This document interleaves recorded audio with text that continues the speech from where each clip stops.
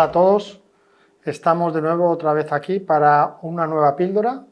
En este caso vamos a hablar de vacunas y contamos con David Moreno, que es el director del Plan Andaluz de Vacunas. Bienvenido, David, ¿qué tal? ¿Cómo estás? Muchas gracias, Jesús, muchas gracias por la invitación. Muy bien, pues lo primero te pregunto lo que le he preguntado a todos los compañeros, ¿cuál ha sido tu desarrollo profesional hasta el momento actual?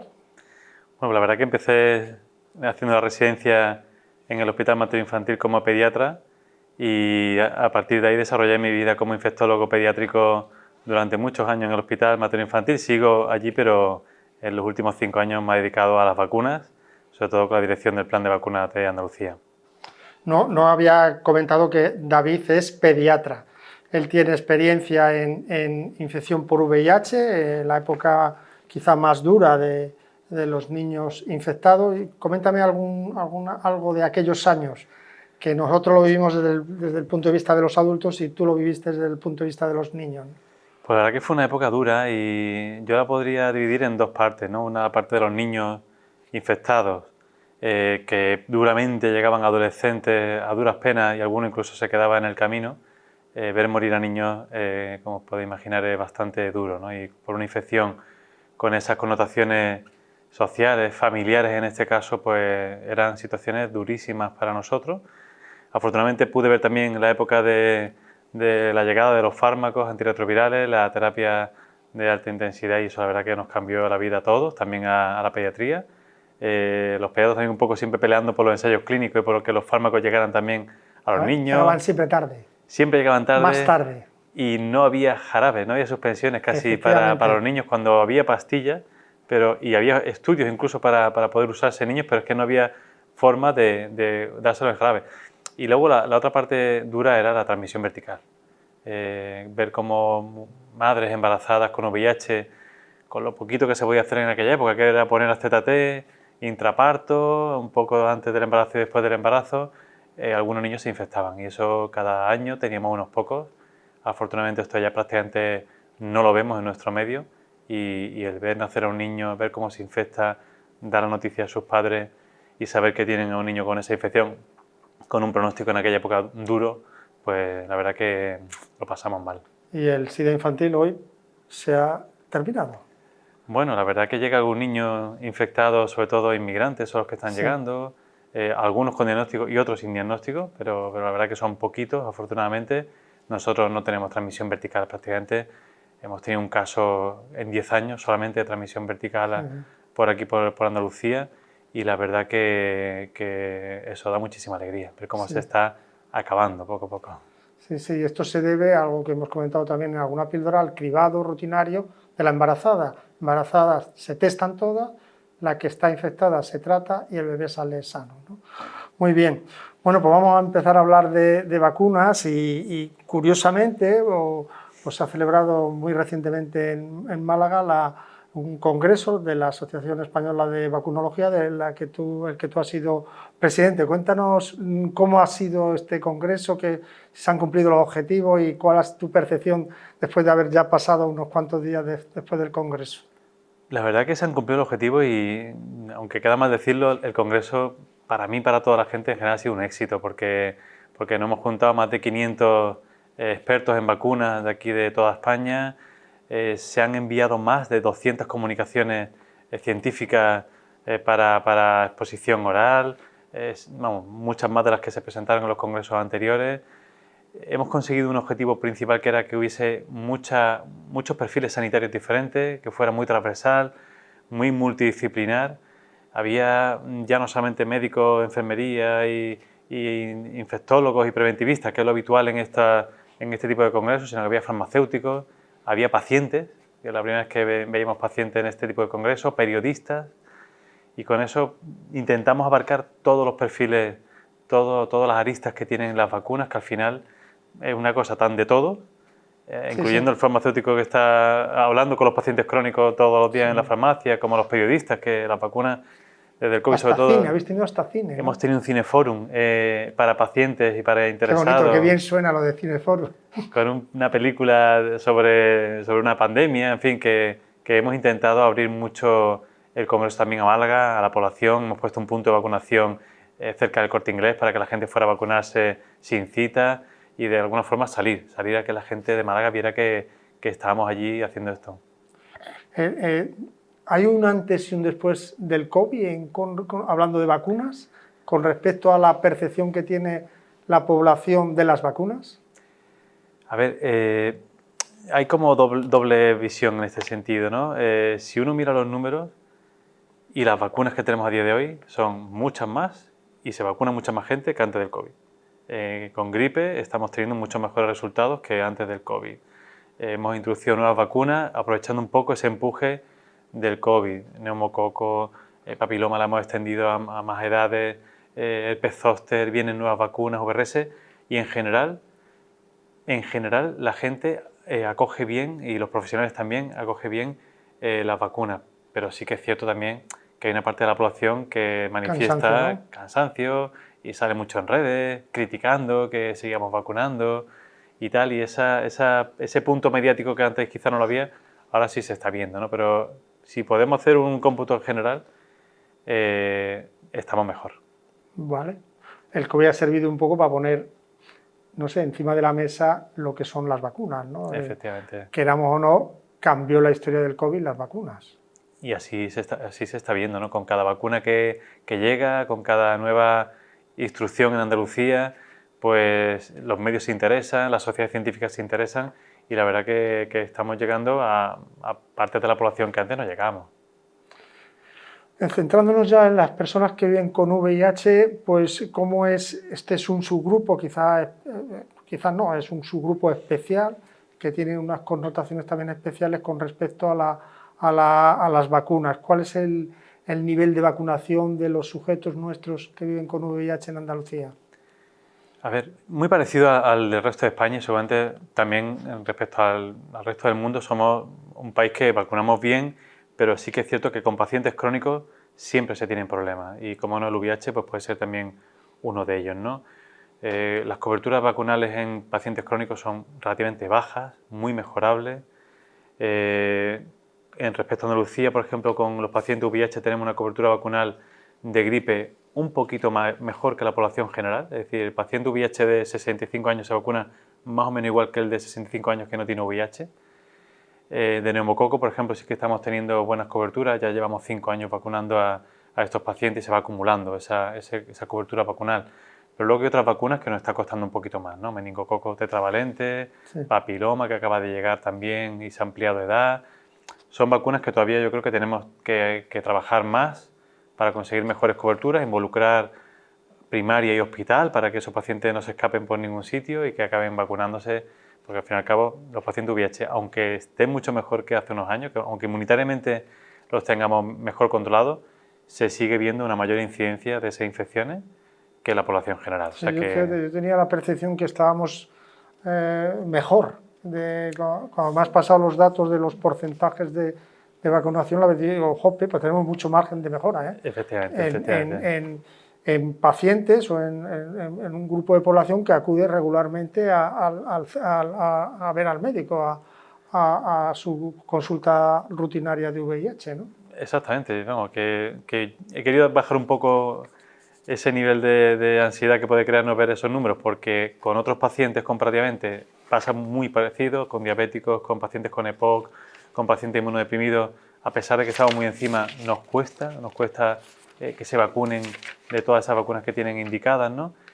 Y quizá puede ser un poco eso, nuestros pacientes al final son muy hospitalarios y las vacunas están más en primaria y a lo mejor de alguna forma hay que coordinar ese circuito entre primaria sí. y hospital para que los números sean mejores. Recientemente ha habido nuevas vacunas que se han introducido en el mercado, concretamente también en los pacientes que vienen con VIH. ¿Cuáles son y la importancia de las mismas? Coméntanos. Bueno, Zoster es una de ellas que ha llegado hace un poquito más de un año aquí a Andalucía para pacientes VIH y la verdad que poco a poco va aumentando esa cobertura vacunal, ya estamos en un 30%, lo que decíamos, mucho margen de mejora, pero a lo mejor hay que ver el vaso un poquito más medio lleno que medio vacío. Sí. Llevamos un poquito más de un año y ya hemos conseguido vacunar a 1 de cada 3, o sea que poco a poco iremos vacunando seguramente. Para el poco tiempo que lleva, ¿no? Para el poco tiempo que llevamos, ¿no? O sea que quizá iremos aumentando ese porcentaje. Papiloma, quizás sea una de las que ahora podemos hablar más detenidamente y que también pues, es muy importante en ese tipo de pacientes. Sí, antes, con respecto al papiloma, me gustaría que hablaras de un poco del desarrollo de la implementación de la vacuna desde que salió hace ya más de casi 14 o 15 años hasta el momento actual. ¿Cómo han sido los pasos que se han ido dando en la población general, en este caso? Bueno, empezamos con dos vacunas que eran la vacuna Cervarix y la vacuna Gardasil, con 2 y 4 genotipos. Los principios fueron complicados, se centró mucho en chicas adolescentes solamente, un poco pensando en prevenir el cáncer de cervix. Fue una vacuna que en adolescentes pues cuesta siempre meter una vacuna nueva, ¿no? Pero en este caso por una serie de situaciones pues inicialmente costó. Se acabó arrancando, pero hubo costó. Una cierta mala prensa inicial que... Sí, exactamente. Quizá la connotación esta que tiene la infección por papiloma, relaciones sexuales y tal, la población, pues yo creo que también avanzamos, maduramos también a lo largo de estos últimos 15, 20 años también en ese sentido, y tal es el auge actual de esta vacunación que ya con la vacuna Gardasil 9, que es más completa que las dos anteriores, estamos consiguiendo en chicas más de un 90%, en Andalucía un 93% de las chicas de 12 a 18 años ya se ha vacunado de papiloma y hace poco hemos empezado con los chicos. Igual que los otros números me parecían pues bastante cortitos, lo de las chicas me parece fantástico, más del 90%. Totalmente. Es increíble. Se ha hecho una labor también importante por parte de enfermería, de captar a adolescentes que estaban por ahí todavía con 16, 17 años sin vacunar. Se han hecho muchas actividades de vacunación incluso en los institutos, campo universitario hicimos hace un par de años también aquí en Andalucía y poco a poco hemos ido subiendo y la verdad que probablemente sean de los mejores números que hay a nivel mundial, ahora mismo en cuanto a papiloma en chicas. ¿Y los chicos, los varones? Y los chicos muy contentos porque por fin... se igualan a las chicas. Se igualan a las chicas. Y yo tengo que decir que yo como pediatra llevaba muchísimos años detrás de esa vacunación. Sí, porque, los pediatras siempre lo habéis recomendado. Sí, porque además lo veíamos muy claro. Veíamos que como medida de salud pública era normal haber empezado por las chicas, pero que los chicos tenían mucha patología por papiloma, en aumento claramente. O sea, que los chicos estaban aumentando claramente los casos de infección tanto a nivel oral como a nivel genital y anal. Y era obligado tener que introducir la vacunación en chicos. Se pudo conseguir en España el año pasado y ya no solamente hemos conseguido vacunar a los de 12 años, sino que hace muy poquito en Andalucía hemos ampliado hasta los 18 años. O sea que ahora sí que ya estamos igualados los chicos y las chicas. ¿Y esto es igual en todo el territorio nacional? Bueno, se ha dado un plazo para hacerlo en toda España a la vez. Andalucía hemos sido los primeros en empezar a vacunar hasta los 18 años, empezamos en mayo. Madrid ha empezado hace muy poquito, alguna comunidad creo que ya está a punto de empezar, o si no ha empezado ya hace unos días, y la verdad que en Andalucía la medida ha sido un éxito total porque en solamente 5 meses ya hemos vacunado más de la mitad de todos los chicos entre 12 y 18 años, o sea que vamos a una velocidad altísima. También un poco se demuestra que los chicos y sus padres, pues evidentemente tenían mucho interés por vacunar claro, habían vacunado a la hermana y tenían que vacunar. Muy bien. Volviendo otra vez al sujeto, a la persona que vive con VIH y la vacuna del papiloma, que quizá tenemos muchos datos de lo agresiva que puede ser esta infección viral en el subgrupo de VIH. Coméntanos. Bueno, pues la verdad que las personas que viven con VIH, en todos los estudios que se han ido haciendo a lo largo de los años, siempre se ha visto, se mire donde se mire, ya fuera en tercer mundo, ya fuera en Europa, en Estados Unidos, en España, como no también, siempre salen más tasas de infección por VIH en cualquiera de los subgrupos que miremos, ¿no? Adultos jóvenes, adolescentes, adultos mayores, hombres, mujeres, y no solamente más prevalencia de infección por VPH, que llega a un 70-80% en adultos muy jóvenes ya incluso, cuando la población general es de un 20-30%, sino que mucha más agresividad a la hora de hacer lesiones perineoplásicas, hacer cáncer de cuello de útero, cáncer anal, cáncer de orofaringe, laringe. En cualquiera de los casos siempre se ve bastante más infección y complicaciones en los pacientes que viven con VIH. Bueno, desde el principio de la epidemia, el cáncer de cervix en la mujer era considerado una enfermedad definitoria de SIDA, o sea, que identificaba a esa persona como caso de SIDA, ¿no? Efectivamente. Y